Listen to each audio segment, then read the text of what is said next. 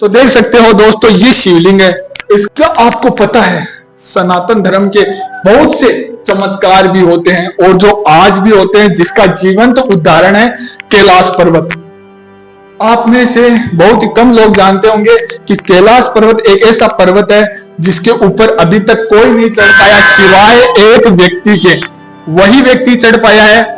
Mount Everest की ऊंचाई 8,838 metre की है और जो कैलाश पर्वत है उसकी ऊंचाई 6,638 मीटर है। लेकिन अभी तक उस पर केवल एक व्यक्ति ही चढ़ पाया है और जिंदा वापस लौट कर आया है। बहुत सी खबरें ऐसी आई है कि जिन भी लोगों ने कैलाश पर्वत के ऊपर चढ़ने की कोशिश की, कैलाश पर्वत के ऊपर चढ़ने की कोशिश की, वो या तो लापता हो गए या फिर वो मिले ही नहीं। ये बात है कैलाश पर्वत की। कौन सा वो व्यक्ति है उसके बारे में हम आपको बताते हैं। हिंदू धर्म में बताया गया है कि कैलाश पर्वत भगवान शिव और माता पार्वती का निवास स्थान है, जहां पर महादेव अपने सपरिवार के साथ रहते हैं। इसलिए वो स्थान बहुत ही ज्यादा पवित्र है और बहुत से लोग उन पर चढ़ने की कोशिश की है, लेकिन उनको अजीब सा अनुभव प्राप्त हुआ है। क्या? कैलाश पर्वत पर चढ़ते समय उम्र बहुत ही तेजी के साथ बढ़ती है, बुढ़ापे का एहसास बहुत ही ज्यादा तेजी से होता है और कैलाश पर्वत के ऊपर आज तक जिसने भी चढ़ने की कोशिश की है वो लौट कर नहीं आया सिवाय एक व्यक्ति के, जिसका नाम है बौद्ध भिक्षु योगी मिलारेपा। इन्होंने 11वीं सदी में कैलाश पर्वत की चढ़ाई की और वापिस जिंदा लौट कर आए। सिवाय केवल ये एक ही व्यक्ति थे, बौद्ध भिक्षु योगी मिलारेपा। उन्होंने बताया है कि कैलाश पर्वत पर शारीरिक क्षमता के द्वारा नहीं बल्कि आध्यात्मिक सिद्धि के द्वारा चढ़ाई की जा सकती है और आध्यात्मिक सिद्धि के द्वारा ही भगवान के दर्शन किए जा सकते हैं। ऐसा कहा जाता है कि कैलाश पर्वत पर उनके अलावा कोई नहीं चढ़ पाया है। व्यक्ति जब पाप मुक्त होता है तभी कैलाश पर्वत के ऊपर वह चढ़ सकता है या फिर वो स्वर्गवासी होने के बाद में ही वहां पर जा सकता है, ऐसा बताया जाता है। और कैलाश पर्वत के ऊपर बहुत से वैज्ञानिकों ने खोज कर ली लेकिन कुछ भी नतीजा नहीं मिला। कितने बड़े बड़े वैज्ञानिक है लेकिन सभी के सभी हार मान गए। कैलाश पर्वत के ऊपर जो बौद्ध भिक्षु योगी मिलारेपा ने चढ़ाई की वो 11वीं सदी में उन्होंने चढ़ाई की और फिर से लौटकर आए। लौटकर आने के बाद में उन्होंने अपने अनुभव किसी से साझा नहीं किए। उन्होंने ऐसा कहा कि इस पवित्र स्थल में शांति भंग नहीं की जानी चाहिए, इसकी पवित्रता ऐसे ही बनी रहनी चाहिए। यही है हमारी सनातन धर्म संस्कृति जो कि स्वयं है और जितने भी चमत्कार है वो सभी के सभी आज के समय में हो रहे हैं। और सनातन धर्म संस्कृति स्वयं है, सनातन किसी के द्वारा स्थापित नहीं किया गया। सनातन धर्म शाश्वत है, स्वयं है, हमारे महादेव की तरह। अग्नि, जल, वायु, आकाश, पृथ्वी, ये सभी के सभी तत्व सनातन है और जितने भी लोग इनसे जुड़े हुए हैं वह सभी सनातनी हैं। तो सनातनियों कैसी लगी ये वीडियो कमेंट करके बताना। और आपको पता है भगवान शिव के सबसे बड़े भक्त रावण के द्वारा जिनका वध भगवान श्री राम के द्वारा किया गया था, उन्होंने शिव तांडव स्तोत्रम की रचना की जो कि भगवान शिव के तांडव नृत्य में उपयोग में लिया जाता है। शिव तांडव स्तोत्र। ओम जटाटवी गल जल प्रवाह पावित स्थले गले व लंबे लंबे तांबु जंग तुंग मालिकाम डमट डमट डमट डमट दिनार वर्धवर्वयम चकार चंद तांडवम तनोतु नम शिवम शिवम चटाकटान संबरमय परमन्निलिंप निर्जरी विलोल वीचि वल्लरी विराजमान मूर्धनि दगत दगत दगत ज्वल ललाट पट्ट पावके किशोर चंद्र शेखर रति प्रतीक्षणम मम। ओम नमः शिवाय, ओम नमः शिवाय। यह शिव तांडव स्तोत्रम की सबसे मुख्य लाइन है। सभी सनातनियों को जय श्री राम। आपका स्वागत है हमारी न्यू वीडियो में। और आज है महादेव का शुभ सोमवार। आपको हम दर्शन करवाते हैं ये मंदिर में विराजमान भगवान श्री राम, माता पार्वती और हनुमान जी महाराज के आपने दर्शन कर लिए हैं।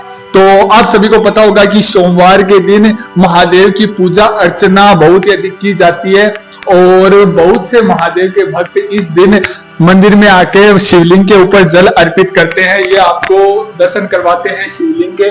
और ये माता पार्वती। और क्या आपको पता है कि सोमवार के दिन ही महादेव की इतनी पूजा अर्चना क्यों की जाती है? आखिर इसके पीछे क्या कारण है? धार्मिक पौराणिक कथाओं के अनुसार बताया जाता है कि चंद्रमा को श्राप दिया गया, जिसके कारण चंद्रदेव का जो तेज है वो क्षीण हो गया, यानी कि खत्म सा हो गया। तो चंद्रदेव ने महादेव की पूजा अर्चना की और पूर्ण श्रद्धा भाव से उनकी पूजा पाठ की। तो महादेव उनकी पूजा पाठ अर्चना से प्रसन्न हो गए और महादेव ने उन्हें श्राप से मुक्त किया और अपने मस्तक पर उन्हें स्थान दिया। इसने आपने देखा होगा कि महादेव के मस्तक के ऊपर चंद्रदेव विराजमान है। दूसरी धार्मिक हिंदू धर्म के अनुसार बताया जाता है कि जब माता पार्वती महादेव को पति के रूप में प्राप्त करने के लिए उन्होंने 16 सोमवार का व्रत किया। 16 सोमवार के व्रत में महादेव ने प्रसन्न होकर माता पार्वती को पत्नी के रूप में प्राप्त किया। तो ये सभी कथाओं के आधार पर बताया जाता है कि सोमवार का दिन चंद्रदेव और महादेव को अति प्रिय है और इस दिन पूजा अर्चना करने पर महादेव की असीम कृपा बनी रहती है। तो ये देखो आपको दर्शन करवाते हैं हम।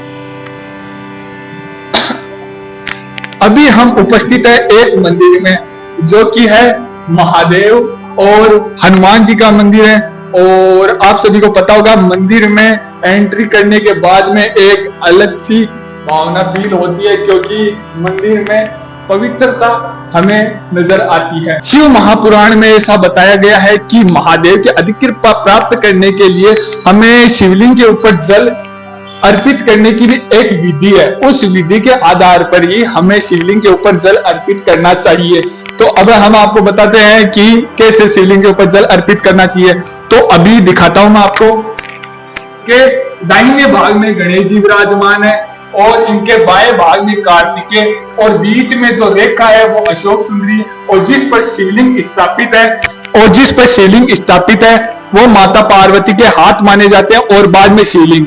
यानी कि हमें शिवलिंग के ऊपर जल सर्वप्रथम गणेश जी को चढ़ाना चाहिए, उसके बाद बाएं भाग में कार्तिकेय को, उसके बाद अशोक सुंदरी, फिर माता पार्वती के हाथों को जहां पे शिवलिंग स्थापित है उसके बाद में शिवलिंग के ऊपर जल अर्पित करना चाहिए। ऐसी मान्यता है हिंदू धर्म में। लेकिन मैं आपको कहना चाहता हूं कि महादेव का एक नाम भोलेनाथ भी है। महादेव बहुत ही ज्यादा भोले हैं।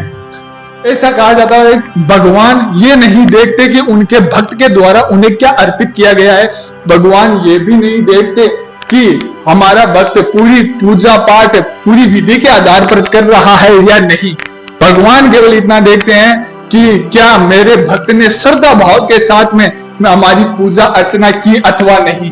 भगवान भक्त के अंदर भक्ति भाव देखते हैं और जो भक्त पूर्ण श्रद्धा के साथ पूरी निष्ठा के साथ भगवान की पूजा अर्चना करता है और अपने आप को समर्पित करता है, उन पर भगवान महादेव की कृपा हमेशा हमेशा के लिए बनी रहती है। सभी के सभी महादेव भक्तों को हर हर महादेव। ओम नमो पार्वती पते, हर हर महादेव, ओम नमः शिवाय। आपको दर्शन करा के ये देख लो,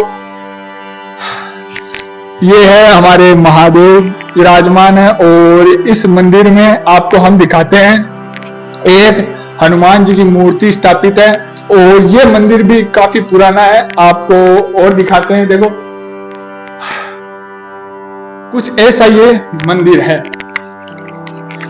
तो आपको ये सब तो पता चल गया होगा। तो सभी के सभी महादेव भक्तों को हर हर महादेव।